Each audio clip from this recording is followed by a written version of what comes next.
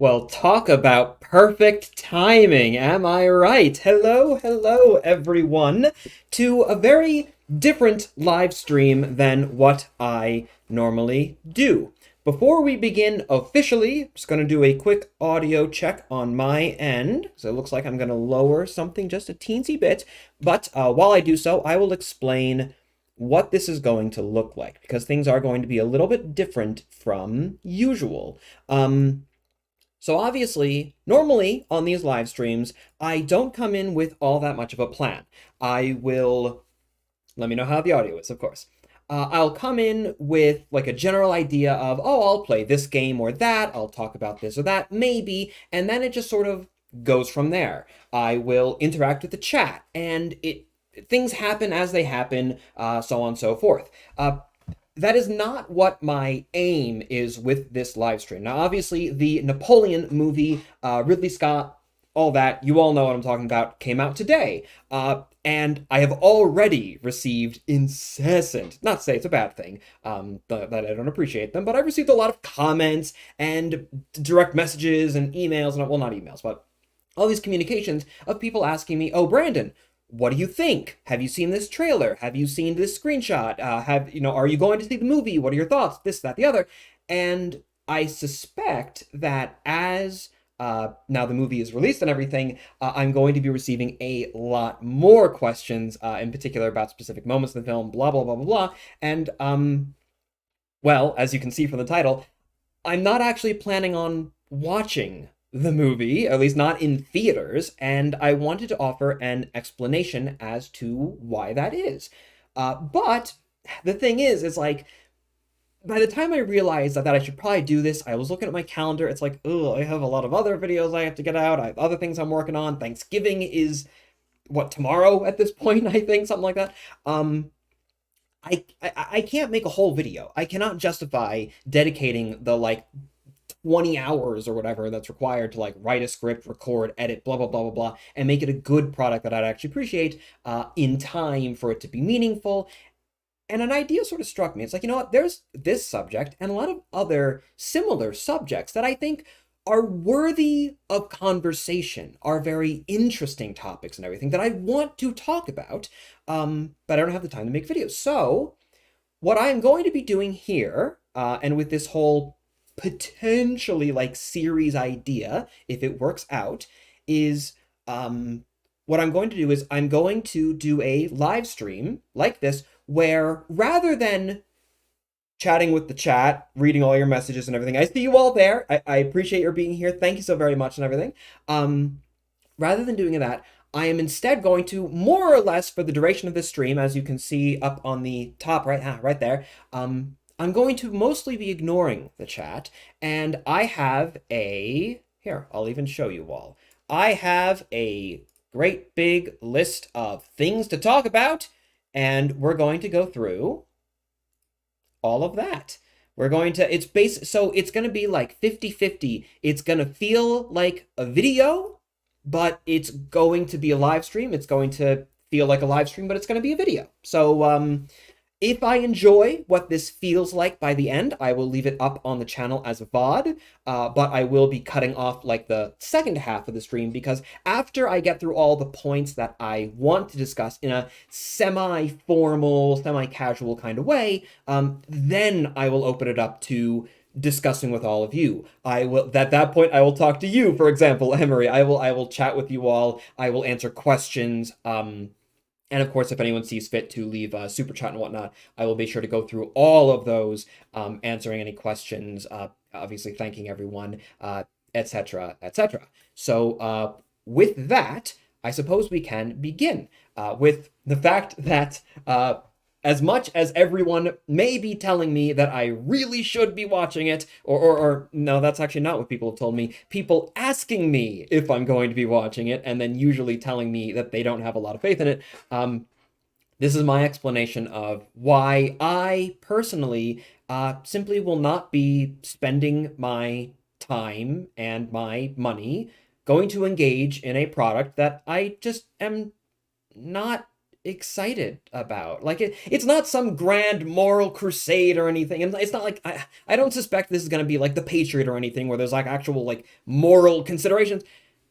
I'm just not interested in watching this movie. And so I will explain to you all here why that is.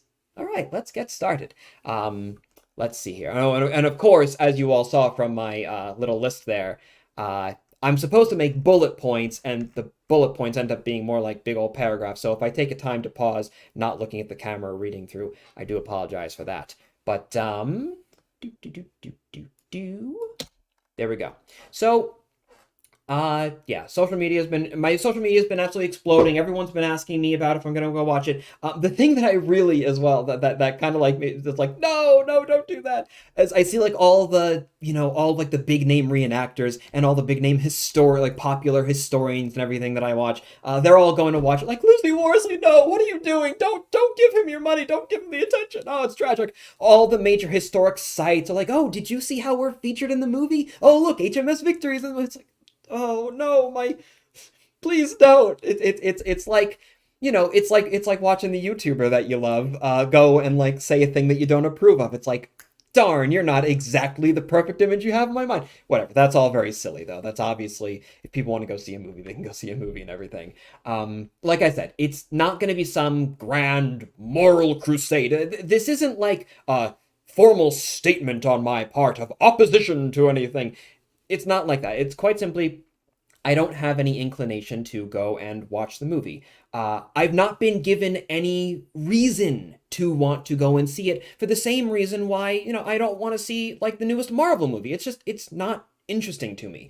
I'm interested in, historical dramas for a certain sense of historical authenticity, which from what I have seen of this film so far and from what others are telling me simply isn't there. And as such, I'm not going to, again, spend my time and money going.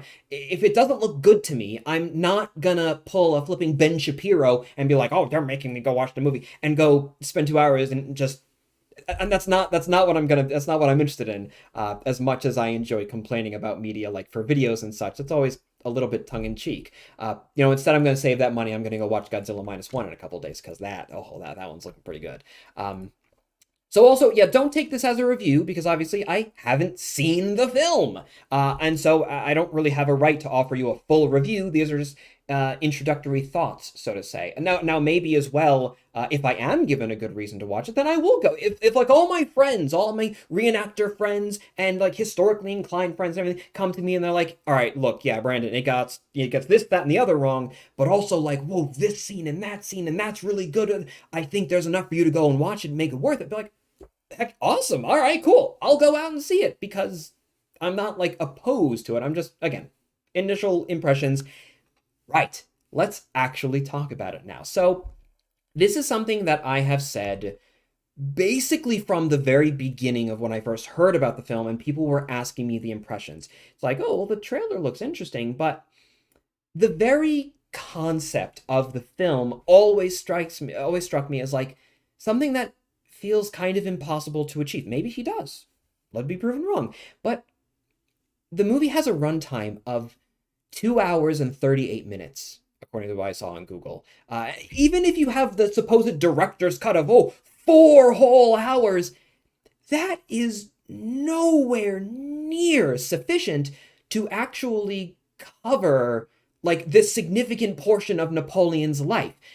You would have to move through all of these different chapters of this individual's life so quickly that either you're going to lose all of the detail, all of the nuance, all of the character development. Ignore the historical details, the actual character development of what made Napoleon the man that he was, when the entire point is to make a Napoleon like biopic or whatever it's called.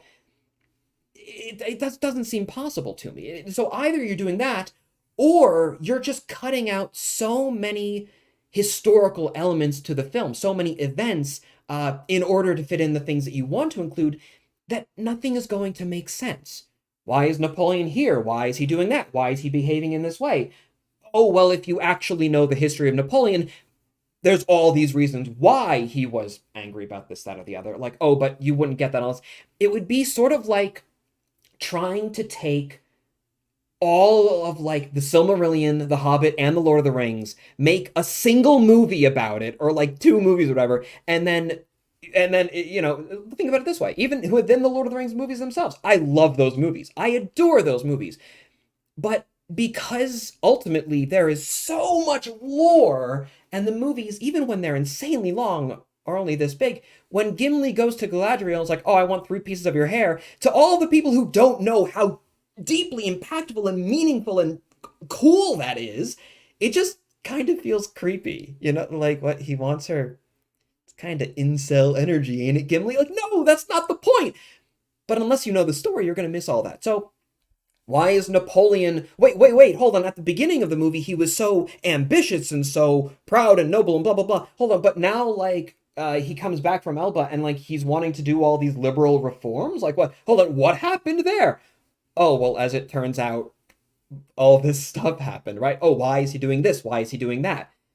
You're going to miss a lot of that character development necessarily because the runtime is so short. You literally have to skip over so much. We're talking like, what? 20 years of history, like at least, right? If we're going to cover like his early days in the Revolutionary Wars up to the defeat at Waterloo and his ultimate exile. So yeah, either the character is going to undergo rapid, significant personality changes without any explanation. It's going to seem just completely out of the blue, or, and I suspect that this one is more likely, what we are instead going to receive is not an examination of the man himself, of a historical figure. We're going to receive a flat, superficial caricature of one of the most complex and meaningful figures, quite literally, in all of human history, right? So here's what I said as well, like basically from the start, is like Joaquin Phoenix is an amazing actor, right? He's a fantastic actor. But as I saw someone said in the chat, like before we started here, ultimately the best actor still has to deal with the script and the plot that they've been given, right? If you're going to use Joaquin Phoenix, especially, I feel like it would have been so much better, so much more meaningful, and so much more interesting, and it would have so much more artistic merit, to say nothing of historical merit, to have like that 3-hour movie or whatever be Napoleon on Saint Helena, or maybe even on Saint on Elba or whatever, but have him in exile after the defeat. It can be a real deep dive examination on who this man is, pondering over his life, its meaning, who and what he was, his role in history, all those things. And if you make the movie like him on Elba, you can even have it. There's a great string when he's first arriving on Elba. He's all like gung ho, like, all right, we're gonna improve the infrastructure and reform the military. Like he did all this like really complicated stuff on Elba. That's a really interesting history all in of itself. But then like, it isn't enough for him. And so you go from that like soaring crest down to like the character really low in the pits of like, I don't know, I don't want to use the word like depression because I don't know if it's appropriate or not, but like, you get the idea. Like he goes down and then he has the realization like, I need to go back. And then the very end of the movie could be like him on like the bow of a ship looking out over the seas as like France is rising in the distance. Like, there's possibilities, there's opportunities. You can even treat it as a prologue to Waterloo or something, the 1970s movie or whatever. It has its own problems, but it's whatever. There's so many like opportunities there for if you bite off a small portion of this history, not only is it much easier to get the history right, but I feel like it allows you to explore the depth of the character himself that much more meaningfully. Now, on that note of, we're actually making pretty good progress through these notes here. Look at that. On the note of acting, obviously Phoenix is way too old for the role. I don't necessarily think that that's going to be a bad thing, depending on how it's played out and all these other elements, right? Of course, it would be better to have him look younger. I feel like we have the CG ability to do that anyway, so I'm surprised that they didn't do like the what was his name? Robert De Niro or whatever. The one fellow in The Irishman, he looked young and then he looked old, and we have that technology now, but I won't get into that. I don't think it's necessary per se. But one of the other things that I've been saying since the beginning, and which really struck me when this happened, is that it's just so American, right?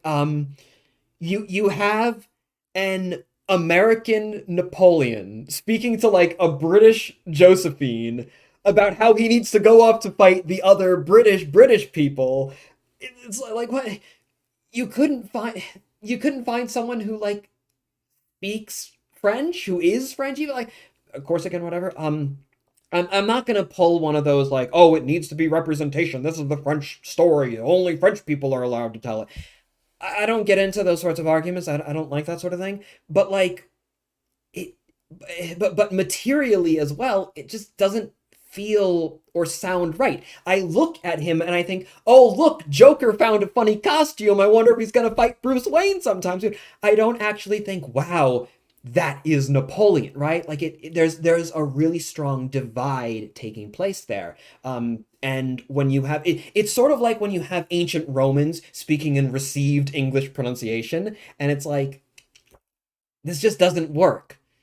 Language informs and is informed by culture. It informs the times and everything, and the way in which individuals interact with their world through language and all these different concerns. It just does not feel right in any way. As well, in the same way that I feel like it would be really weird if Napoleon walked into a room and he said, hey, yo, what up, Josephine? It's like, oh, well, that kind of takes me out. Hearing Joaquin Phoenix, the guy who dances on the subway and has a relationship with a computer girl or whatever, like hearing that character as Napoleon, there's just this immediate disconnect that's, I feel like, would be very, very difficult to get around. At least have him try to put on a French accent. Better for him to speak French and then have subtitles. And then you can dub over it for all the lazy people who just can't be bothered to read the bottom of the screen. It's a preference. I shouldn't say it's lazy, but you get the idea. Like there are ways around that, right?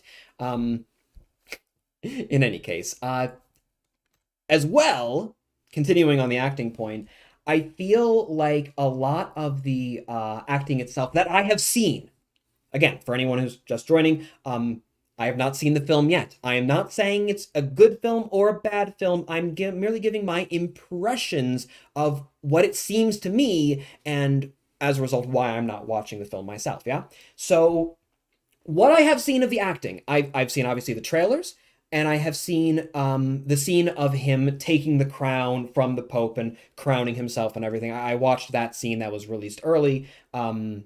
I've been told that scene is actually very inauthentic to how it actually happened, but I don't know that history. I'm not talking about that. We're not even... Note all this. We've discussed very little actual concerns of, like, historical accuracy as far as, like, uniforms or specific events, whatever. Like, I'm trying to talk more about the actual construction of a historical film and what makes them work versus what detracts away from them, yeah? So when we have that scene, for example, and every other scene that I've seen, I really hate to say it, but the acting feels flat. My friend Joshua Proven, the YouTube channel Adventures in Historyland, he's a very, at this point, I consider him an esteemed historian. He's very, very good at what he does, very intelligent man. The way that he framed it to me is he's like, it feels like Napoleon's a Don. He feels like a mafia boss or something. And it's like, yo, that I hate how accurate that feels. Again, nothing against Phoenix necessarily, but it's like, I guess you can't really blame him. If you're trying to convey all of Napoleon's meaningful life, all these different events, all these different personality traits that he's had over the course of his life. I'm nothing like I was 10 years ago. Why would Napoleon flipping be, right? When you're trying to go through all these events so quickly, you're inherently gonna, it feels like, have to skip over a lot of character development. So in that way, I guess it kind of makes sense that, like I suspected earlier, Phoenix really is basically just acting like a mafia boss. He's a vague caricature of what Napoleon might have almost been like at one particular point in his life, and that is then blown up to be the entire character. And as a result, it's inherently going to feel very thin. as I understand it, the history of him like grabbing the crown so violently, putting it on his head, and be like, I found the crown of France and got it, like, that's really exaggerated. But like, again, we're not talking about the history right now, right? Remove that event from the history. Let's just say you're only making a movie about like a fictional event and history doesn't play into it at all. I don't listen to the line delivery of, I found the crown of France in a gutter at a place. Like, it doesn't feel impactful at all. It doesn't feel meaningful. When I think of like meaningful speeches in cinema history, like the ones that really stick with me, the ones that are impactful. Well, let's talk about Lord of the Rings again, because I'm a bit of a Lord of the Rings fan, as you can tell. Boromir's speech at his death, Aragorn when he's being crowned, and when he speaks to the hobbits, like those are impactful moments. Yeah, the Aragorn moment's actually a really good comparison because like it's literally a crowning, and it feels so much more emotive than what we seem to be getting in that scene. Again, the actual history I can't really comment on, but it's just everything that I've seen thus far. The acting feels flat, and it doesn't really inspire me to, again, take the time to go and watch it. Now, again, note here that most of the things that we've talked about, I am not nitpicking, right, over historical details. I'm not saying, oh, well, I'm not going to go watch the movie because the old guard, they had 3 buttons on the lapel and he makes them have only 2. That's egregious error. Like, no, okay, look, that can make for a fun YouTube video where I, don't say the bad word, Brandon, where I, with great zeal, shall we say, nitpick all the tiny little details because it's fun and because it helps teach you about uniform. Like, look, we're not talking about that, right? We're not talking about that sort of thing. I like to think that the concerns that I've raised have been a little bigger than all that, right? But as well, on the note of historical accuracy, not talking about the little things, talking about the big things, the things that matter a lot more, I like to think. It does seem from the trailers that this movie is repeating an awful lot of pretty tired old myths. The two that really stand out to me are obviously him shooting the pyramids, which is something that it's an old, tired myth that for a good number of years now we have known simply is not accurate, right? It did not happen. There are other, and yet it gives a very particular impression of the man, even though it's not, it's very unhistorical. The other one as well is him meeting Wellington. He's sitting on, it is the deck of HMS Victory, but it's intended in the movie to be the Bellerophon, I believe. He's meeting Wellington. It's like having the spit loading in Sharp, right? It never happened. There's no reason to believe that it ever happened. It's a pure fabrication, a construction. We do know better and have known better about these things for a very long time. And so what people, in this case, like Ridley Scott, what you're effectively doing is they are repeating these myths because they, as a filmmakers, believe that it fits the story better than the actual story does. And that strikes me as irresponsible, right? Films affect the way in which popular culture perceives the past. Having Napoleon shooting at the pyramids, sure, yes, it's an effective way of showing that he was in Egypt and he messed up Egypt for whatever. Sure, whatever like artistic narrative thing that you want to put forward, that could be a very effective way, yes, to get that across. But unfortunately, it didn't happen. If I want to make a movie about Adolf Hitler, for example, and it's right, I need to get across just how bad of a man he is. Oh, I know, I'll have him I'm trying to think of like a good example. I will have him beat his wife. I don't know. Maybe he did, maybe he didn't. I don't know. I'm just pulling out like a random example. But if it's something that didn't actually occur, then not only are you doing a discredit to the actual history, but you are then going to be giving false impressions of not only whether the person was bad or not, obviously Hitler was very bad, but about how and why they were that way. If you think Napoleon is like a good man or a bad man or whatever, that's fine. You can have your film be putting forward a specific argument in that way. But when you then support that story with false information, you're building a false narrative. Napoleon shooting the pyramids, not necessarily the biggest deal narrative-wise, but I believe it feeds into other things. Obviously, like the way we portray Hitler matters a lot more in culture than the way we necessarily portray Napoleon.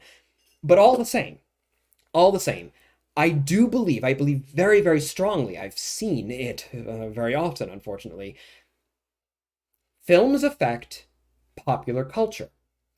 Popular culture affects, it informs the way in which popularly we perceive the past. We perceive our shared story of human history.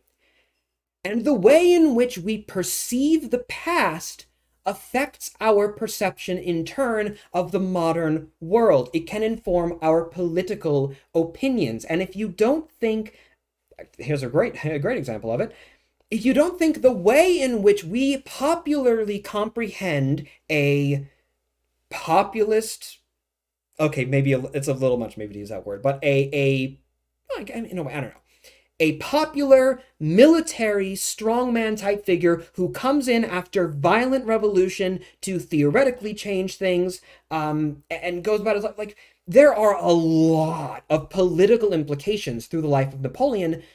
I think that you could draw very clear parallels with how people can take those impressions of who he is, what he did, blah, blah, blah, blah, and then draw it to today. Same thing, for example, with the French Revolution. How many times do we hear people make allusions and metaphors regarding the French Revolution and modern day political issues, and it just stings because it's based on flawed impressions of what happened during that time period, why it happened, and the impact that it had on the world, right?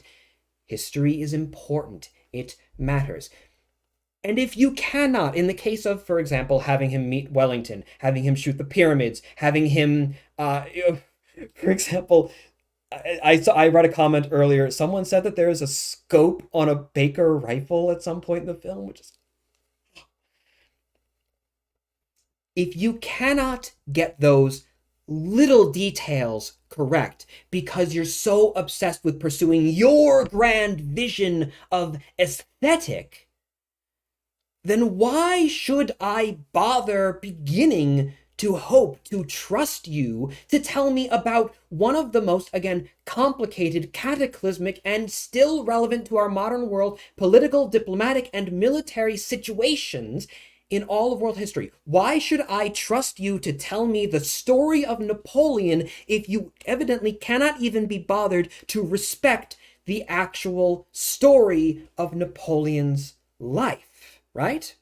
That's, again, the logic that I'm carrying on with here. If I am wrong, I would love to be wrong. I would love to be, to have, basically, if I release this stream out there, I release a video, and there's egg on my face afterwards. As it turns out, this is like a super authentic movie. Obviously, it gets details wrong, but it has a very impactful message, and it gets the ideas of Napoleon's life across, and it's very historically authentic, and blah, blah, blah.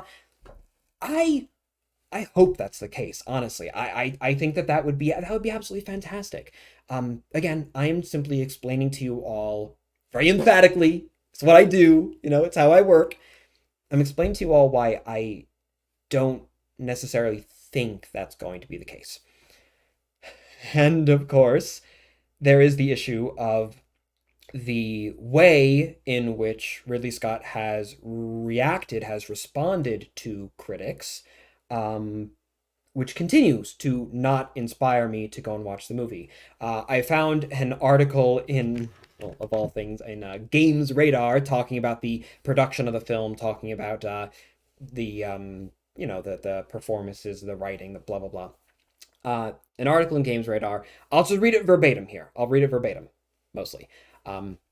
Quote, Scott and his team showed due diligence when it came to their deep dive research of the man that the filmmaker calls the most researched or over-researched person in history. already right off the bat over research. It's kind of a weird thing to say, but I won't hold that against him. It's just I will agree. I think that a lot of people can like kind of obsess over him, maybe even detracting from other very important figures in history. This idea, for example, that we can just like, oh, Napoleon was a genius. Oh, well, all of a sudden his marshals were the ones at fault. It's like that's a real exaggeration. Maybe give the marshals some credit. Who are they? What's their story? Whatever. Okay, I think I can see maybe where he's going with that. It might be in a bad direction. It might be in a good direction. Anyways, sorry, I'll carry on. Or yeah, researcher over research person history. But between the agreed upon facts were gaps and contradictions, meaning dots needed to be joined. Applying a bit of guesswork is not something that Scott is about to fret over. Quote, the rest becomes conjecture, he shrugs. I've done a lot of historical films. I find I'm reading a report of someone else's report 100 years after the event. So I wonder, how much do they romance and elaborate? How accurate is it? It always amuses me when a critic says to me, this didn't happen in Jerusalem. I say, were you there? That's the effing answer. And that is a dangerous that is outright, I dare say, a dangerous sentiment. Now, obviously, in certain regards, there is conjecture. Yes, there are gaps. We do not have a perfect historical record, and historiography indeed is an ever-changing science. It is important to be aware of that, and it is important as a result to, yes, give filmmakers certain leeway. However, accuracy where we do know what happened, where we do know that he didn't shoot at the pyramids, we do know that he did not meet Wellington, we do know this, that, and the other, is being ignored here. They did well, how was it described? A deep dive research of the man the filmmaker called blah blah blah. This does not strike me as deep dive research. It strikes me as superfluous, skimming over the surface, maybe read a biography from like the 80s about the man. And so, in any sort of event where we know what happened, I would argue it is important, more or less, to get the accuracy right, to get the order of events and all that, to pay that respect, get the accuracy right where we do know. Admittedly, no, we don't know what happened at all times. That is where authenticity comes in. If you cannot be accurate, you must be authentic. And by making things up, by creating a false accuracy narrative to feed into your inherently flawed authenticity narrative, you're going to lead to potentially some pretty crazy places. The answer, were you there? It's utterly ridiculous. And as an individual was saying in the chat before, especially today, when we live in such a world where people are so keen to discredit professionals, to discredit experts in matters of science, for example, I think that sort of rhetoric is very, very dangerous. Allow me to continue it, right? I am not an evolutionary biologist. So, I mean, maybe evolution is real, maybe it's not. I can't tell because I'm not that person myself.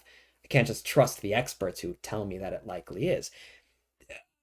Same thing, I am not a climate scientist. Global warming, exact same thing. Let's relate it back to history, though, where it matters. Thank you for the super chat. I'll get to you after the main bit.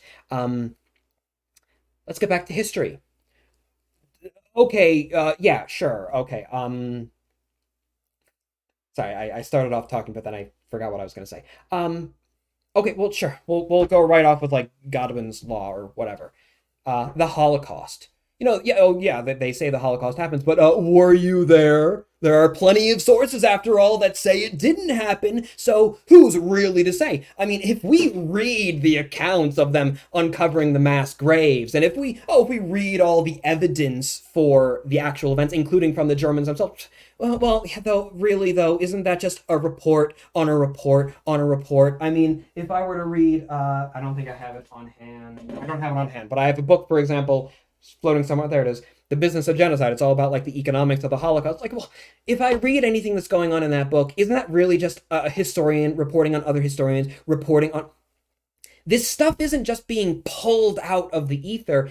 Historiography is a science. It is a social science. There are methodologies. There are techniques. There is peer review.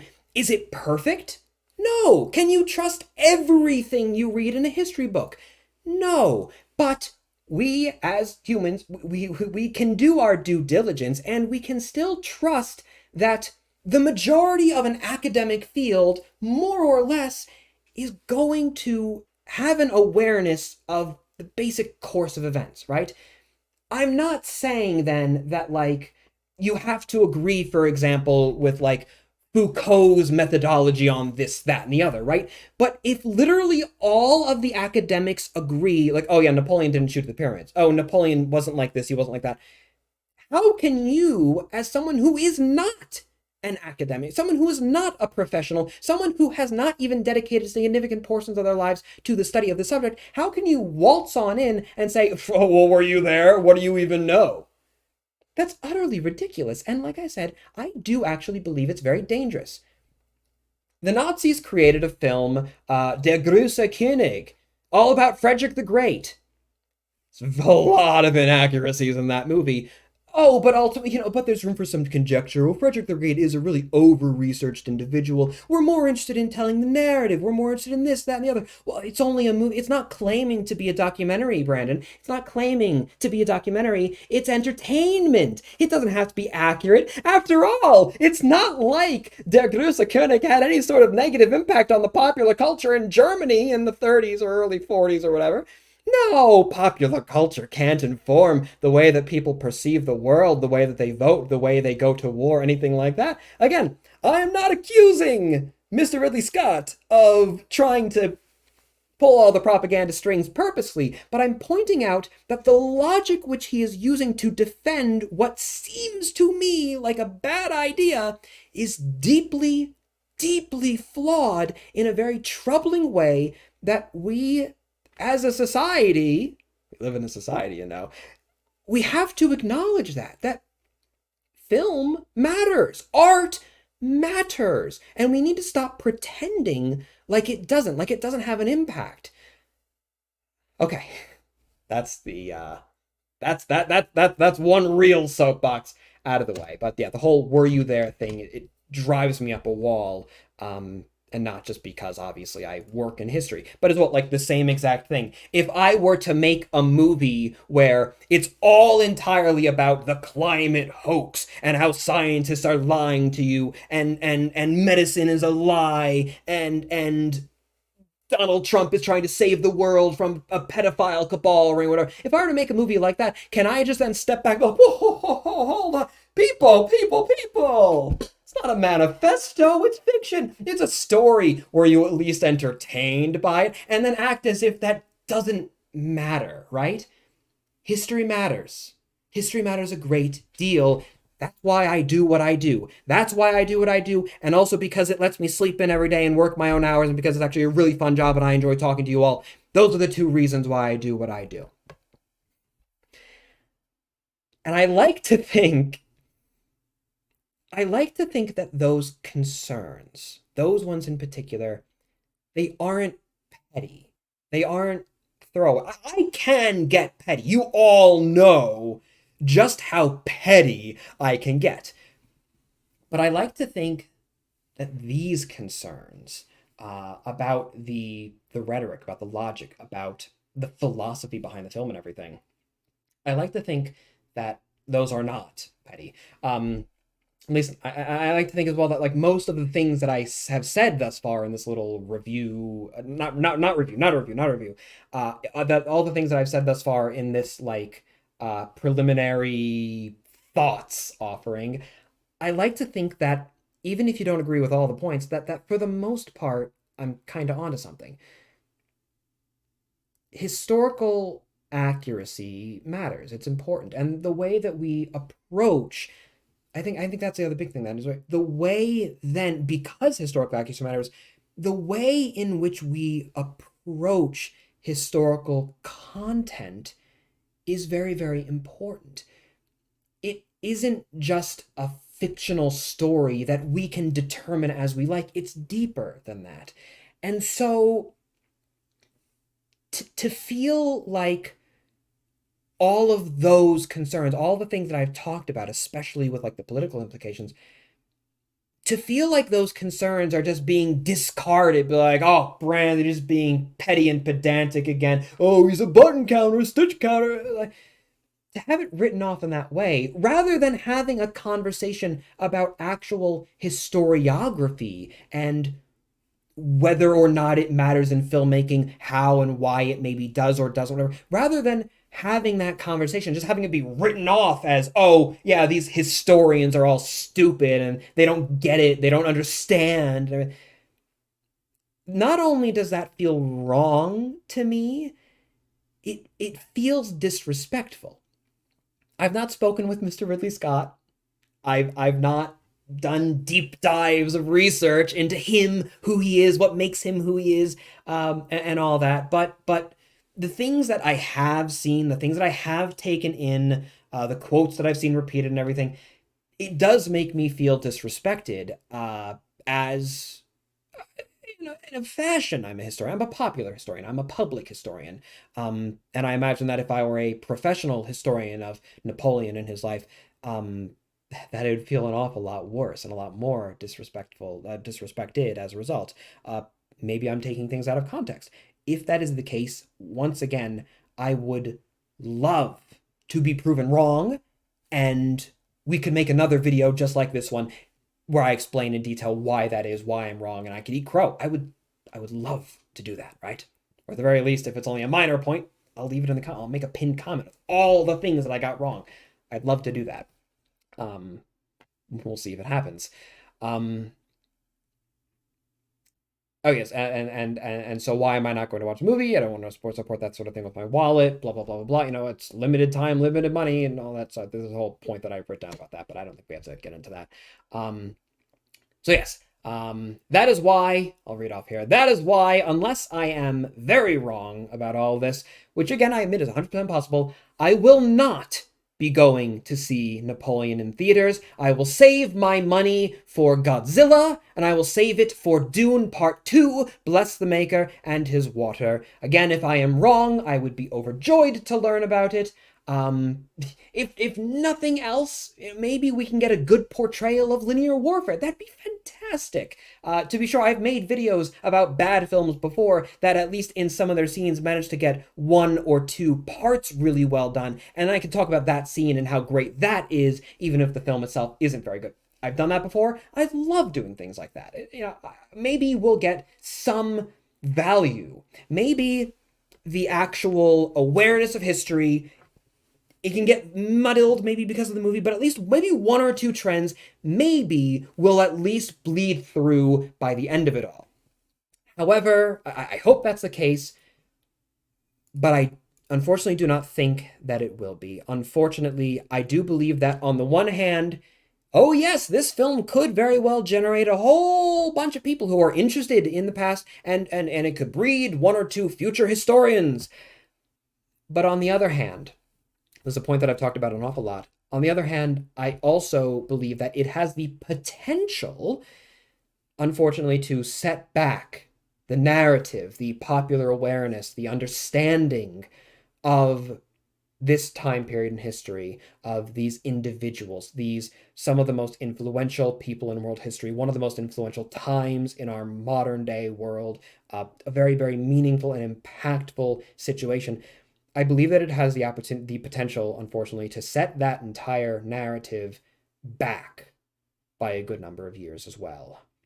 In the same exact way that films like The Patriot have done, in which the Birth of a Nation, Der Große König, again, these little examples of how, in fact, history does matter. Film informs culture, culture informs understanding, understanding informs worldviews and politics. It's all very important, and it's not about button counting. It's not about stitch counting. It's not about like, oh, well, the 3rd Battalion marched to the left there, not to the right. It's not about that. It's about historiography. It's about how we approach the past, and it's about what we as a society value in those pieces of media which are purporting to tell us the story about that history which matters. So, with that, everyone, thank you very much for being here. That is the end of my rant, my raving, my spiel. So now I will turn to all of you. I will take the time now to interact with the chat for a little bit, answer some questions, and there were a few super chats as well that I'll get into and thank as well. But if you're watching this on the VOD, well, that is that. Thank you all. And until the next time, my dear viewer, I am and I shall remain your most humble and obedient of servants. And cut! Hello, everyone! We're here! That worked. I think that was pretty good. 45 minutes or so. Bit of that was intro, bit of that was... I think that worked out pretty well. I'm pretty happy with my performance there. All right, everyone, let's pull up the chat. How we doing, everyone? Hello, hello.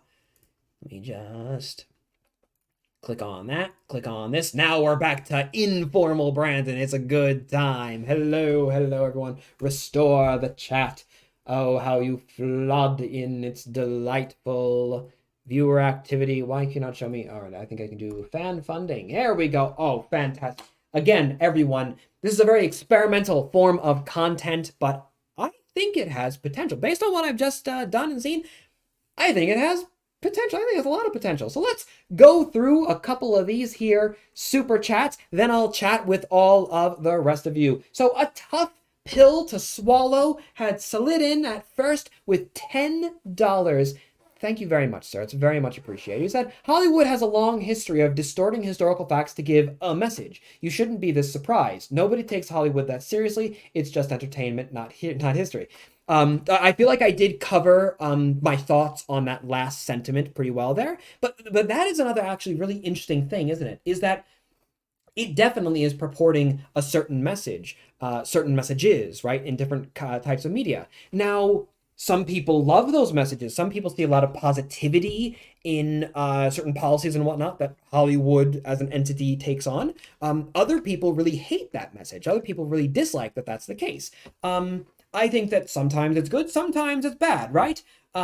But on the whole, I think that one should still be concerned when history itself is bent in support really of any narrative. If any historian ever goes into writing their book with a very clear-cut message planned beforehand, before they do the research, you should inherently be wary of that research, right? That you should be aware of the biases. And unfortunately, it seems like filmmakers do tend to focus more on the bias, more on the aesthetic, more on the vibe, more on what they want it to be than the reality. That is definitely a very real concern. And I don't think that people take it seriously enough. John the Knight with 50, CZK, check something? I don't know what it is, but either way, it's much appreciated, Mr. Sir John the Knight. People are literally taking Hollywood's movies seriously, and it's the only source of information they get and accept. Stop gaslight. Thank you. That's what I'm saying. That's what I'm saying. People really do. If you don't believe that that's the case, become a British reenactor at an American Revolutionary War event, and the things that you hear people talk about, yikes. Yeah, people take the Patriot, like, if not at complete face value, at just about the closest thing that they can. Like, that is the thing. It exists.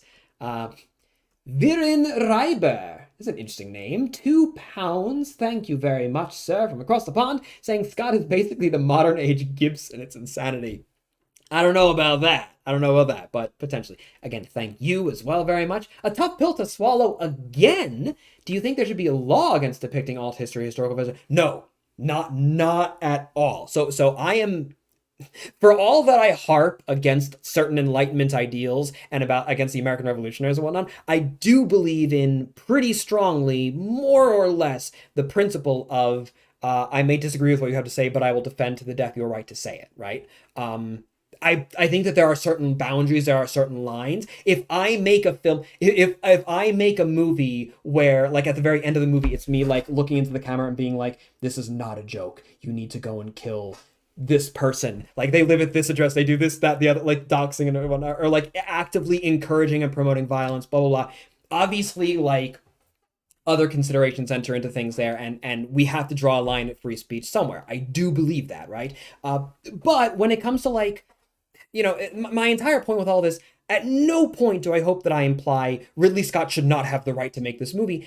what I am saying instead is that we, as a society, as a community, we shouldn't support that kind of content with our money. We should not want it to happen, right?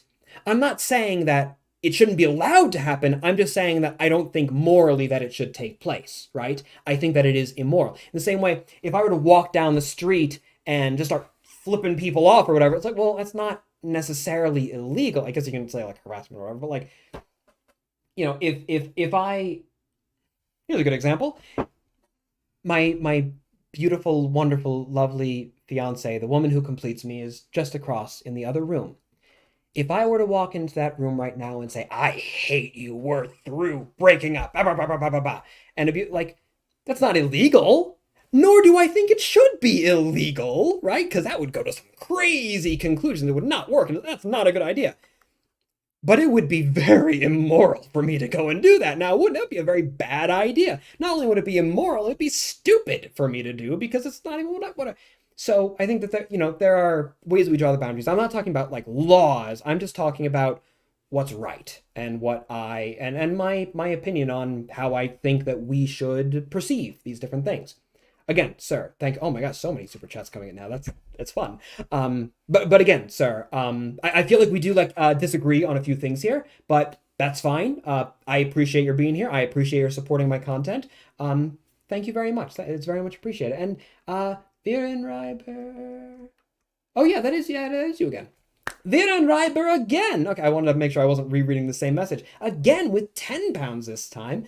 Saw a scene in the movie, Napoleon just standing there giving orders to his regiments in a normal tone of voice. It's ridiculous because it's like how can anyone hear him? Yeah, that's so. All right, so that I can't say for certain, but I've heard that there's basically a moment at like one like Battle of Austerlitz or whatever where he like is just sort of sitting there, just like cavalry attack from the left flank, and then all of a sudden like a whole wave of cavalry. It's like, okay, what? How did that happen? Yeah, no, I'm pretty sure there's going to be a lot of stuff like that, and it's just like so. Oh god, the shame is that like there's such a cool story that you could tell with that sort of thing, and it's being completely like overlooked. Like heckin', you want a cool idea for a movie? A messenger, like a courier or whatever, at the Battle of Austerlitz. One of like the biggest, most complicated, involved engagements out there, like one of like the top 3 or whatever biggest ones of the war, like all that complexity, and then like just have like one guy, and it's like the maddening chaos of like not only does he have to navigate that situation, he has to find particular people, give them orders, this, that, and the other. Like, whoa, that would be a really interesting dynamic, and I guarantee you that if you do it well, people would walk away from that movie finding it beautiful and inspiring and interesting and action-filled and exciting. And you know what? Sure, if you want to have it be sexy too, give him his personal life like before the war starts. Or like you can check off literally every box and have it be so much better than like this two-dimensional view of Napoleon, right? That no one's going to care about. And if you want to like make sure you have like the big name figure or whatever, like sure, maybe like have him report to Napoleon at one point or whatever. And like there are ways to do that, right? Yeah, there are ways to do that. Confused Cylinder. Hello, sir. Thank you very much as well for 50 Swedish kroner. I believe it. I'm pretty sure it's Swedish krona. Thank you very much, sir. Roses are red. Ridley Scott must pay the price. Did you ever hear the tragedy of Darth Plagueis the Wise? Oh dear. What do you mean pay the price? We're not trying to inspire. Oh no. Oh dear. No.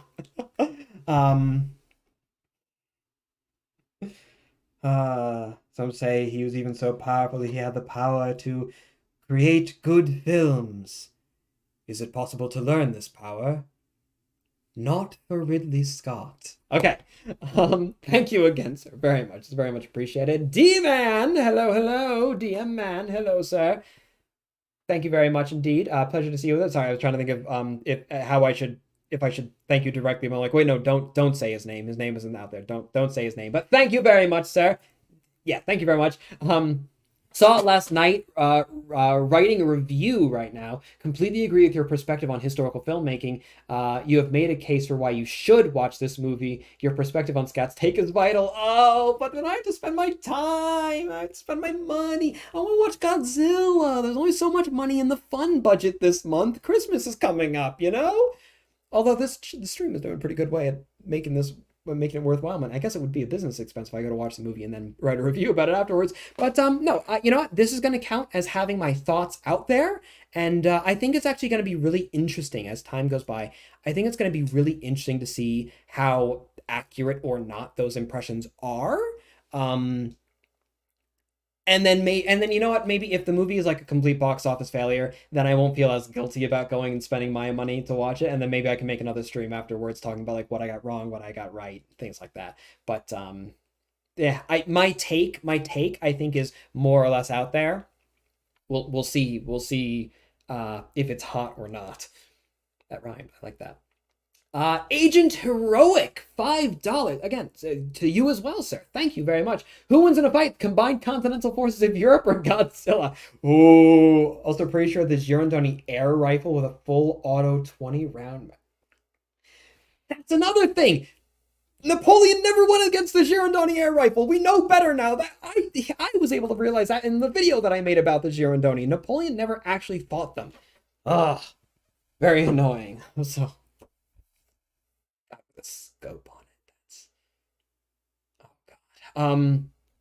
Who would win in a fight? The combined continental forces of Europe or Godzilla?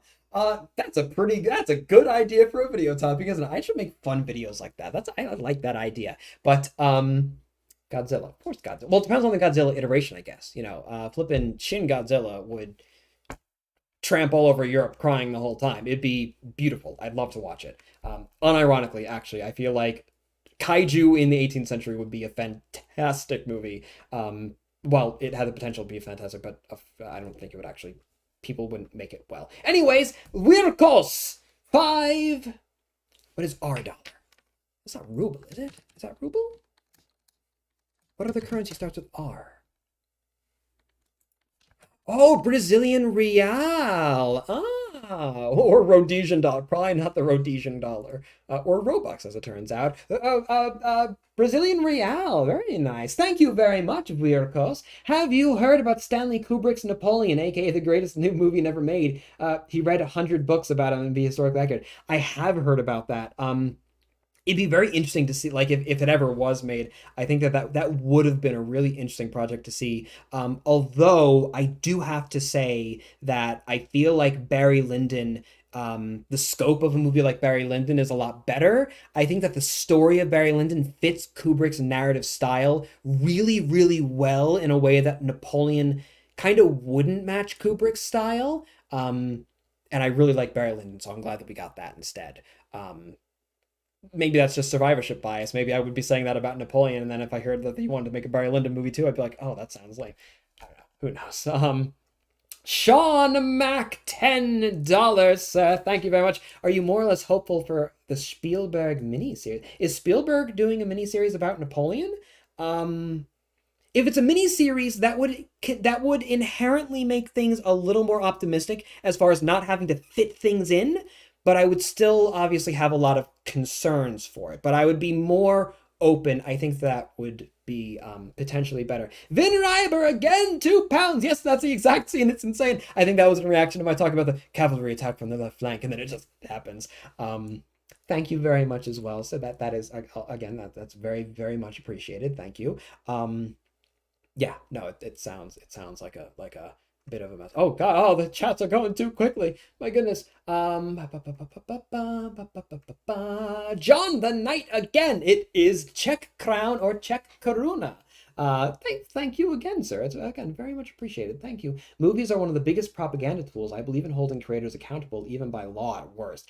I think it might be going a little far for my personal taste, but we're having a very generic, very wide conversation right now. So I mean, to be sure, there might be specific instances in where, again, like direct calls for violence and whatnot. Like that's not, that's where I draw my line personally. I think it's an interesting conversation to have, though. I think that it'd be very interesting to hear a table of very intelligent individuals have a discussion on like legal scholars and historians and philosophers. It'd be really interesting to hear that conversation. I think that the lines, how and where and when we draw the lines of free speech, is very, very interesting. Very, very interesting indeed. Um, Confused cylinder once again. Is holdfast nations at war more accurate?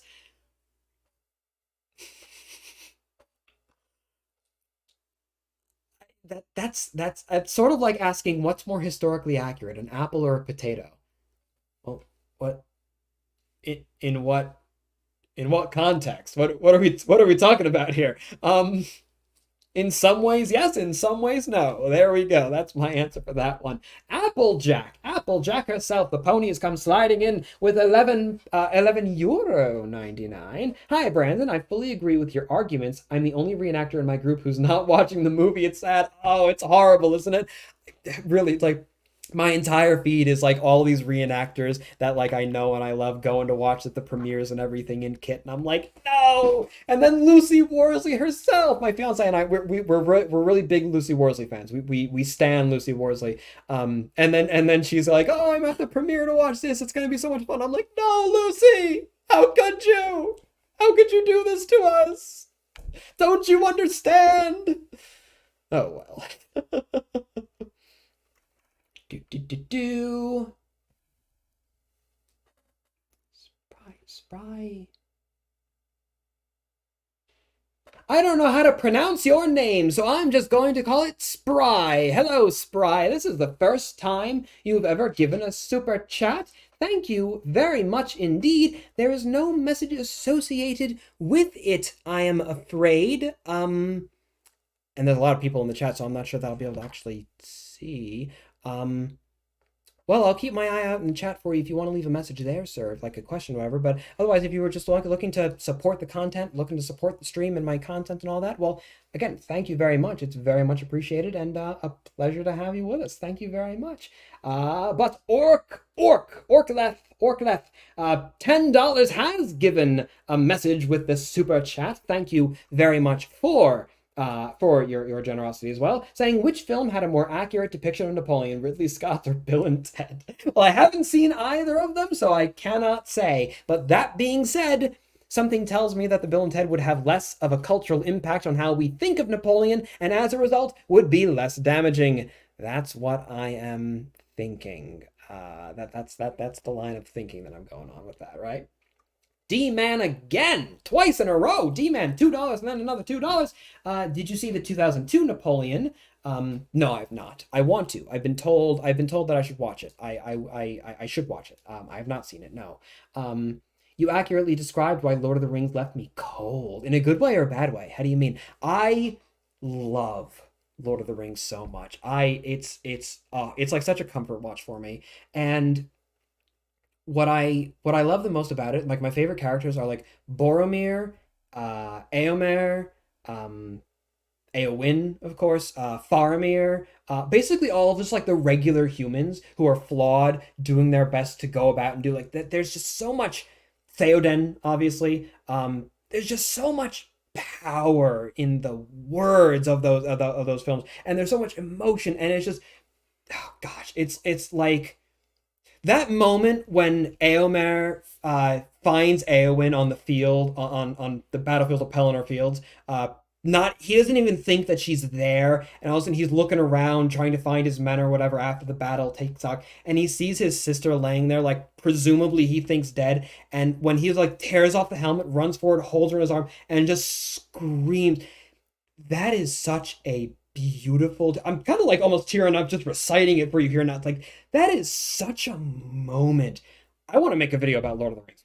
I really do. I want to make a video about just like the most beautiful moments in that series, and how more often than not, it's not when like, oh look, Legolas, the super elf person, did all the arrows and everything, or like, oh look, Aragorn, the 100-year-old superhuman heir to Isildur, went out and did all this cool stuff. It's like, I don't care about them. Show me just like the bog standard human characters and how they're resisting flipping like demonic thing, like how they're holding up hordes of orcs with nothing more than like sheer will. That's the story I like. That's the story that I'm always interested in. It's also why I love 40K and why I'm all about the guard. Like get out of here with your space magics. I want to see a guardsman with a las rifle, a bayonet, and that's it, right? Anyways, we are detracting from the reason why we're here. Mr. McPants Spanky has come in with $2 super chat. Also your first message. Thank you very much indeed. It's very much appreciated. It helps me to keep on doing what I do. Thank you very much. I'm happy to have you with us here, Spanky. Testive IDR. What is IDR? What is IDR? IDR is Indonesian. Oh, I'm not gonna mispronounce the name of your currency, and it's gonna be so embarrassing. Indonesian rupiah or something like that. Well, anyways, you gave some of them. Very much appreciated, sir. Thank you indeed. Film shapes public understanding. In Indonesia, public understanding of the 65 coup is still shaped by an infamous propaganda film shown yearly in the 80s and 90s by a past regime. Yo, that is actually that's a really good example of what I'm talking about. Yeah, like it, films don't always have to be made like by a government entity to be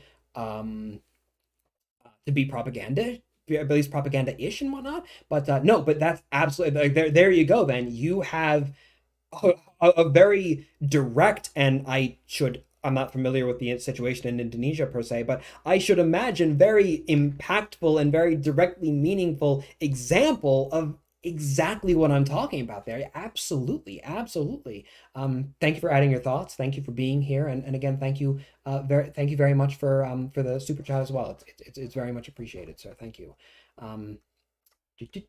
Sean Mack again. All right, we're getting towards the bottom. We're getting there, everyone. Sean Mack, $10. Thank you, sir. Spielberg is basically retooling the Kubrick script for a 7-part series. Also, Kubrick was serious about the Napoleon movie. He had a promise from Romania they'd give 40,000 soldiers for battles. Ooh. Okay, 7-part series. That could, if each one is like a 1 or 2 hour long, that could work.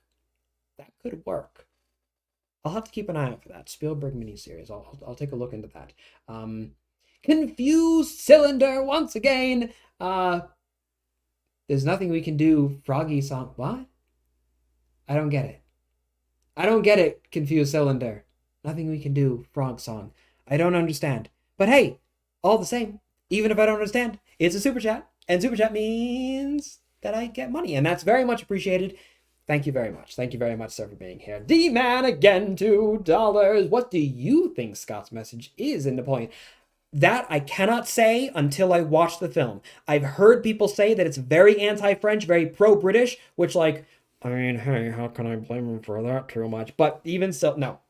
Show the history for what it is. If the British are the good guys, show them as good guys. If they happen to be the bad guys at that moment, show them as the bad guys. In the case of Napoleon, while I believe, yes, that the British were good and Napoleon was pretty bad, it does not do anyone credit to put forward false information to support that narrative, put forward the real information, and go from there. I don't know what he's trying to say necessarily, though, but Viren Reiber again, coming on through. Hi again. I just checked the scene mentioned. It's Austerlitz. It is Austerlitz. It's like the entire Battle of Austerlitz, that could be an entire film all on its own, right? Like, we don't need we don't need to see Napoleon's entire life. Just show us Austerlitz. That is more than enough for even a 4-hour movie. Absolutely it is. And you know what?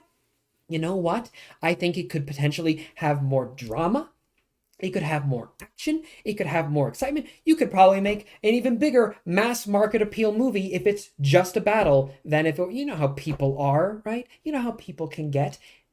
Sure. And you know what? You can even do? Here's the thing. Here's an idea. You want to tell the story of Napoleon's entire life? Awesome. Do it in microcosm at literally any one of these battles. Do it with him in Moscow, with him at Borodino, at Austerlitz, at Leibniz, at Waterloo. Even in his early career, you can make a movie about his entire life that only actually features a very small part of it. That is possible. I've seen it done, and it would be better as a result, I believe.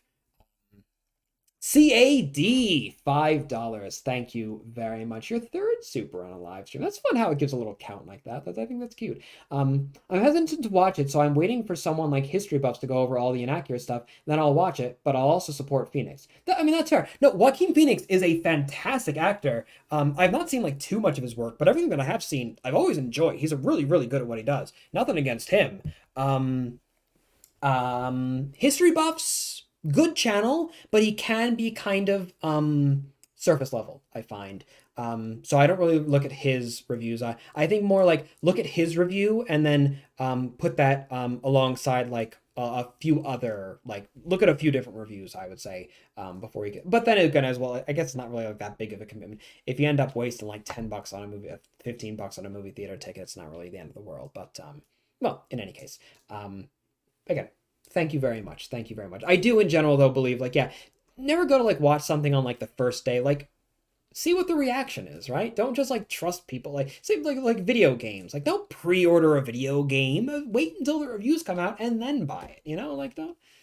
Oh well. John the Knight again. Lord of the Rings is really well made fantasy that feels much more realistic than any historical movie. It so does. Lord of the Rings feels so authentic to its world because it's clear that the people who are creating it actually really cared.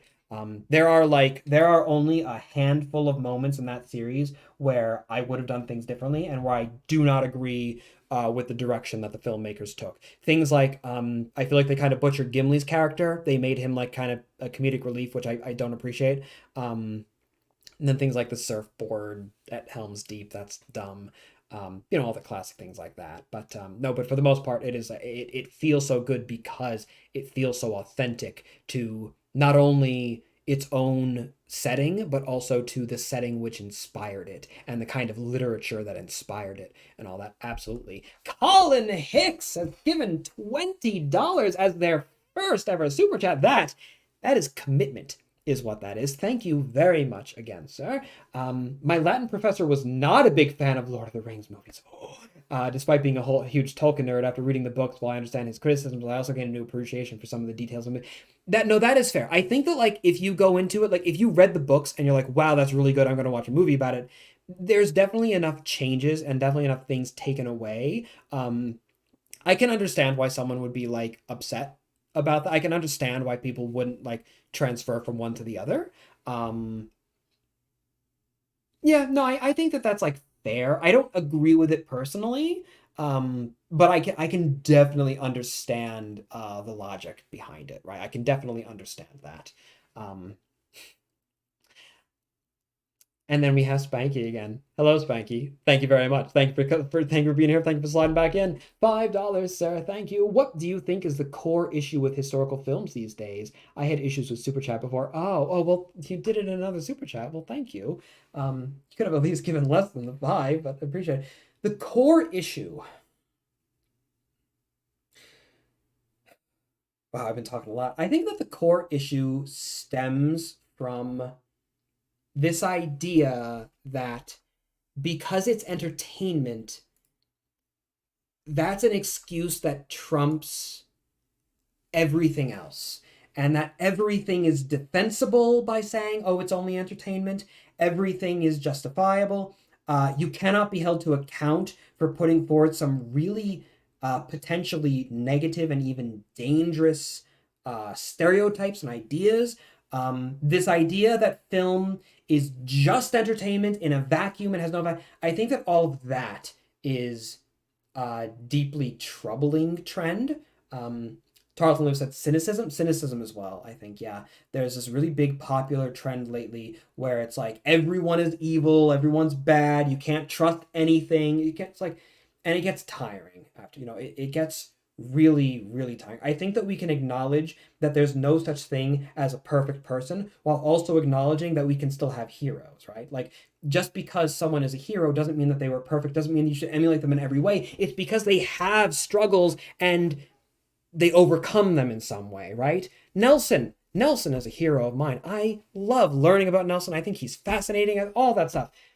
Was he a good man in every regard? No, of course not. He had some questionable ideas. He flipping cheated on his wife. He did all this horrible stuff. I'm sure that if I, he at least from like certain accounts, he seems like maybe he was kind of pretentious and arrogant about certain things. Like, yeah, whatever, sure, yeah. He doesn't have to be though perfect in every way. He was a flawed individual, and yet he, as a flawed individual, was able to do some spectacular things and was able to have a very positive impact on world history. I think that's sufficient. Um, Hello, Green Mountain. Thank you for being here. Um, Green Mountain. Oh, in fact, he gave a super chat. Thank you. I just saw you saying you're 56 minutes behind in the chat there. You gave a super chat as well. $2. It's not a period piece without a British accent. Yeah. Yeah. Oh, or you might be behind on the stream then. You might be watching back when I was first talking about.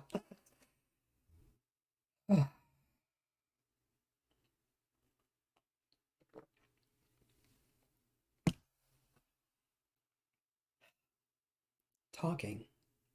Talking a lot. This stream has only gone on for an hour and 16 minutes. Wow, it feels longer. Arthur Wellesley Vampire Hunter. I would love to see that. That'd be fantastic. So long again, like I think it's okay as well, like to get more things wrong when it's like overtly parody, right? Like, I'm not gonna fault like The Great as much as I would a drama actually about Catherine the Great because it's a comedy and I think that people go into different kinds of media with different kinds of expectations, and as a result, it will impact their impression a lot differently. Although that being said, even comedy can be very negative. Even comedy can have a very bad impact, and even comedy can be all the negative things I was talking about before. For example, Blackadder goes forth for the beauty of its last scene. I know everyone harps on about it, and it is funny. I understand, I acknowledge, but it also does tend to repeat a lot of just tired old tropes about the First World War, which is annoying to say the least. The whole oh, we're going to walk very slowly into their machine guns for the 18th time. Well, how did you know, Blackadder? Shut up. You're all like Oxbridge graduates. You should know better that that's not how. Anyways, Der Grüße König review when. I think that I should one of these days make a video about how popular culture is informed by film, and I would talk about Der Grüße König at that point for one of those moments, to be sure. Hi, chat. How are we doing, chat? Hi, Alan. Hi, Fusilier. Tarleton. Kaiser. Hip Hip. Hello. My opinion on Death of Stalin. Very funny movie. I feel like it did a good job with the accent issue. Seems pretty accurate in the course of events, just timing wrong, fit better. Yeah, no, Death of Stalin, I think Death of Stalin, like, more or less threaded the needle of, like, comedy and history pretty well. Obviously, it's not perfect, and I'm sure if I knew more about the events, I would have a lot more concerns. And I'm sure as well that I've gotten some negative ideas, negative impressions of history that I should not have from the film, but all the same, pretty funny, I thought. Pretty good. I enjoy the movie. I recommend it to people. Nevin with his first ever super chat, $5, sir. Thank you. Have you seen the Time magazine article? Historians, a consultant for the film, described Scott purposely going out of his way to be ahistorical. Oh, I have not seen that. That sounds exactly like what I was expecting. In fact. Oh, the microphone's over there. In fact, everyone, I was recently contacted by a gentleman in Poland who says that he was part of the team that was designing the costuming for the film, designing like the uniforms and such. And he was telling me that that he was like making bearskins and he is a reenactor and he like knows his stuff. He was making things authentic, but how like he would sometimes do certain things that are appropriate, and then like they'd get orders from high up, like from the guy himself, saying, no, you have to change this, that, and the other. Like, we don't want it to be like that. We want it to be like this. It's like, imagine the arrogance to decide. I'm not confirming that that's the case. That is anecdotal. That is what I've been told, but it seems like there's a few anecdotal stories. I don't know. I'm not trying to cancel them or anything, but we'll see. Time will tell. Thank you again, Nevin. Very much appreciated. And John the Knight again. coming through. I wonder if you ever considered making a really historic accurate movie and connecting for that with some professional movie makers. I would love to. One of these days, I have an idea the back of the head like everyone does for a movie. I'd like to make a movie one of these days. I plan, in fact, one day in the future. Although really we're looking more at a time span of like 10 years, I think, something like that. But to be sure, one of these days, I would absolutely love to make a movie. I would love to make a at least a short film, and I have a few ideas floating around. Absolutely, absolutely. Ridley Scott meets the Patriot. He's pretty arrogant in his discourse here. It comes across that way. I'm not going to say that he's an arrogant man. I'm not going to say he's a bad man. I'm not going to say he's a arrogant whatever. Um, but it's coming across as very arrogant, as very pretentious in like from one pretentious man, one very pretentious man to another. Ridley, the narrative here is not coming off in your favor. And if I were you and you're not that person that people are making out, maybe a statement or two apologizing for some miscommunications and misunderstandings and clarifying some points, maybe that would be appreciated. Have you ever thought about doing any content on combat during the Spanish conquest of the Americas?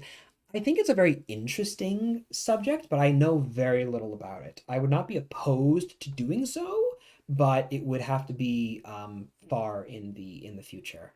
Have I seen Divided Loyalties? I have not. I'm not familiar with that. One person I saw earlier was saying something or other about The Lighthouse. I've not seen The Lighthouse. I really, really want to watch The Lighthouse. It looks so good. It seems like it's right up my alley. We'll see. Ask Peter Jackson help with a World War One film. Oh, that would be spectacular. I like Peter Jackson's work for the most part, at least. Obviously, Lord of the Rings is spectacular. They Shall Not Grow Old was such a beautiful piece. That was such a wonderful. My dream, I think, like the real dream is like honestly, like unlimited time and unlimited money. Just throw a couple like hundreds of millions at Peter Jackson and be like, I want an equivalent of They Shall Not Grow Old for like every major army in the war. I want one for the French. I want one for the Germans, for the Austrians, for the Russians. Even we shall deign down to offer one up for the Americans because that was such a beautiful piece of content. The Italians too. Danny DeVito for Napoleon. Hey, it's only meant to be entertainment, right? And Danny DeVito as Napoleon would be entertaining.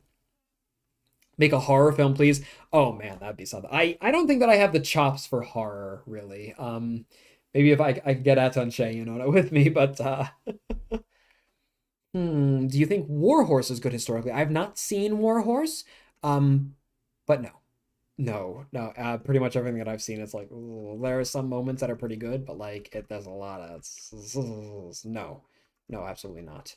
Ottomans. Oh, of course, the Turks. How could I forget the Turks? Yes, of course, the Turks. That'd actually be really cool to see. Yeah, Turkish military history is like really unique in a way. Like their First World War history in particular is very, very unique. I'd like to see that. How's the book coming? Book project is pretty much on hold because I'm focusing on other projects like the board game. And I'm debating how I may or may not want to change up the approach for the book project. So I may end up basically rewriting everything that I've already written. So it's rough going. But the board game project is coming along very nicely. Actually, there's a lot of people watching here that don't normally watch. 350 viewers very nearly. Welcome. Thank you all for being here. If you enjoy this, I stream pretty regularly. I often play like Total War games and Verdun, things like that. And sometimes even non-historical games entirely. But anyways, it's funny as I'm saying that people left. But wait, what was it? Turkey, how's the book? Board game. Oh, right. For those who aren't familiar, I'm making a board game about the First World War. It's going to be called Breakthrough 1916. Working title, but we'll see. I'm very excited. Thoughts on Denzel Washington playing? Is that really a thing? Gaslight, hold on. Hannibal movie. Is that gonna be a thing? That's Hannibal Lecter. Denzel.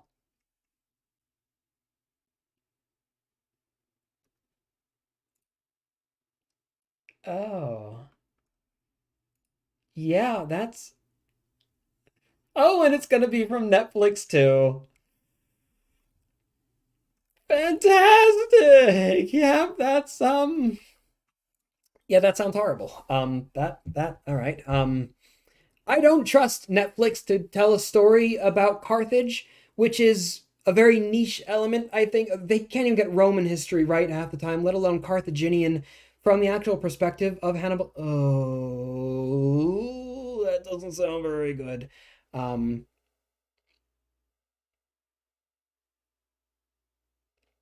yeah.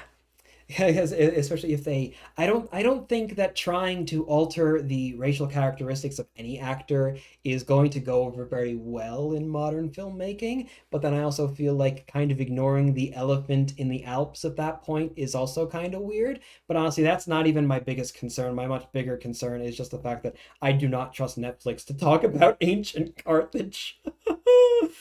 Oh dear, oh dear, oh dear. The Equalizer in antiquity. Okay, no, hold on. Now you're convincing me. Now we're actually thinking it might be pretty. Oh dear, oh dear. We doing anything like playing Total War games? I don't know. You know what? Truth be told, I think we're just gonna keep on chatting for a little while longer here. I don't want to play any games today, even though there's actually tons of people. Maybe I should because there's a lot of people watching right now. But realistically, I have a good amount of work that I still have to get done today. I have to finish writing a script. The next video is going to be all about muskets being more accurate than you think. I'm very excited for it. But this style of stream was a lot of fun. I'm definitely going to do more of this, I think. If you have any particular like feedback and thoughts, then please do offer it up like in the comment. When this video is up as a VOD public on the channel, leave your comments down below. And if you want to see the full VOD, then I'm going to see if I can't have this bit as well available for patrons. But as well, for those of you who are here who are not normally here for live streams, again, I do very regularly like play video games and whatnot on live stream. And whenever I do so, that is available. The full list is available as videos on demand on Patreon. $1 a month or $10 for an entire year, and you can basically watch any of the live streams whenever you want, if that sort of thing interests you. This stream though, in particular, like the meat of the stream, I'm going to make this public because it's going to be sort of like a kind of sort of video, and I'll decide if I want to keep on doing it based on the performance of the content. A VOD is a video on demand. Video on demand basically means you like you can watch the stream as a regular video. Okay, Sauron the Mighty. Oh, the Dark Lord himself is upon us. £5. Thank you very much. I didn't know Sauron was British. Oh, of course Sauron was British. Of course he's British. Flipping, of course he would be. You should remake The Patriot as what you think it should have been, both in terms of historical accuracy and stuff. Oh, well, that would actually be very, very easy. Do you want to see? Well, here, look. I will now show you. In fact. Okay, guys, you caught me. I guess I can admit it. I can make an announcement. For the past 2 years or so, I've actually been working with a team of professional filmmakers, of historians, and actors. And we have actually basically taken The Patriot and we did a fan edit of sorts. We cut out everything that was historically inaccurate and put all the rest of it together in a way to create a narrative that is, in fact, actually pretty historical, I like to say. And I am happy to show that to you all here, now, and today. So without further ado, Brandon F's The Patriot. Isn't that spectacular? We worked really hard on it. We had to do some cutting, I know. But I can happily say that is now. I'm sorry, some of you may have actually been excited for that sort of project, but honestly, you'd have to remove so much from The Patriot to make it accurate. I don't think it's possible. I don't think it's. I'm sorry, everyone. I love you all. I'm sorry. Thank you. All right, we'll cost another 5. Why aren't there any movies about the great Roman commanders besides Caesar, besides Caesar? I love those old movie commanders. No movies. That's true, actually. I think it'd be really cool. Imagine like a movie about. Imagine like a good movie about like some like late, like 3rd century crisis type stuff. That'd be pretty cool as well. I think that when it comes to Rome, again, like popular culture and popular filmmaking expectations have taken over to such a degree that for most people, when they think of the Roman Empire, that's what they think of. They don't think of the actual empire. They think of the eagle and Channing Tatum or whoever was in that movie, things like that. Captain Slightly Bluebeard as well has given a super chat. Thank you. At this rate, I'm expecting a more historically accurate Napoleon movie from Adam Sandler. Okay, no, once again though, like, no, okay. Napoleon is Danny DeVito. Wellington, Adam Sandler. It's just them at Waterloo. Like, there you go. Adam Sandler's actually not. I don't like his. Weirdly enough, I've never seen a movie from Adam Sandler that I liked ever until I watched Uncut Gems. Man actually has like some drama chops. Like, man can actually really act. He's really good. He just never does in any of the comedy. It's weird. It's weird. Uncut Gems, fantastic work. Everything, the comedy, not so much. I'm not a fan of that. Very lowbrow, I guess. Well, I'm not the target audience, I suppose. Oracle of again, again. Thank you all, especially for the people who are repeat super chatting here. It's very much appreciated. I would love if this film was advertised as a great historical epic, only to genre shift where Napoleon gets trapped in the pyramid. That would be so good. It becomes like a time travel movie by the end where he sees the future and he's like, oh no, and there's so many. That would be fun. That would be funny. And then when people get angry and be like, it's only a movie, it's not meant to be accurate, just to show how stupid that is, right? How stupid that is. Like, yeah, why not? Why? If we're going to ignore history anyways, why not make Napoleon a wizard? Huh? Why not? Why not make him like hunt vampires and have visions and whatnot? Why not? I felt that physical pain. Oh, I'm sorry. Virgo, Scipio Africanus or Sulla movie by Peter Jack. Yeah. Sulla would be pretty interesting. I don't remember too much about my Roman history, but like, yeah, there's some like really interesting. Yeah, yeah. I'd like to see something like that if it was good. I don't have faith that it would be good, but if it was good.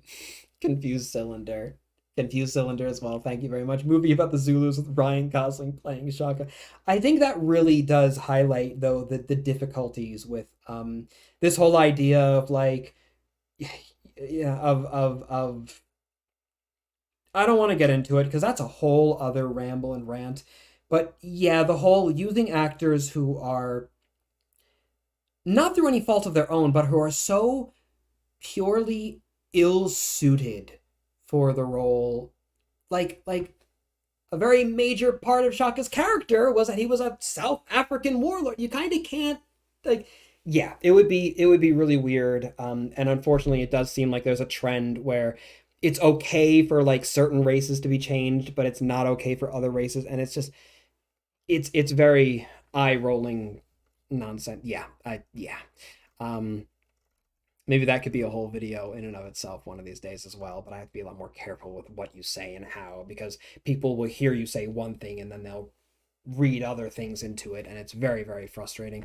Basically, it's like, how do you make a video on a subject like that and not have half the audience think that you're literally Hitler, and then have the other half of the audience be like, oh yeah, this guy is like Alex Jones and Andrew Tate, I love him. It's like, no, don't lump me in with those degenerates either. It's very frustrating. Culture war nonsense is very, very stupid. Luke Lane has given £5. Thank you as well, very much, sir. Remake The Patriot as a movie where the British are the good guys. Yo, that'd be. No, make it The Predator, not a movie. It's a Predator movie, right? But it's Mel Gibson in the woods and stuff. That would be really funny. It's a car. Oh my God, that's so good. I have so many reenactor friends. We could do that. Get a bunch of red coat reenactors, make like a short film parody comedy type thing. They're going through the woods. They're like, heard something, like, you didn't hear anything. You're like, shut up, you're being paranoid. It's like, no man, it's out there somewhere. It has to be like a whole like psychological thing. At the very end, it's just like a cardboard cutout of Mel Gibson just like pops around a tree and they all scream and they all die. That would be so good. That would be so good. Allow me to take a sip of my juice.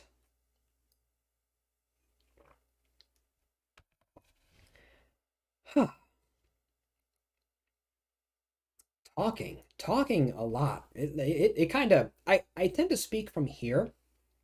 I need to learn how to speak more lower down. I need to speak more casually on the live streams because I get so excited and I talk so quickly about it, and it all kind of builds up and it gets all scratchy and it's like, oh no, I'm gonna lose my voice if I keep on acting like this, aren't I?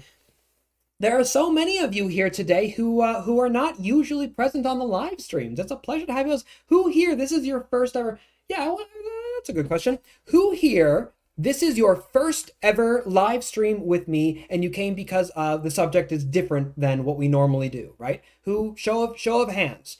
Who is this your first live stream? Everyone.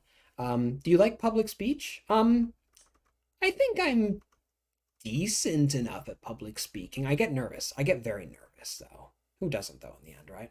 Can I be the Mel Gibson in that film? You can hold the cardboard cutout. You have to, like, shuffle around with it. But it has to be low quality. It cannot be good, right?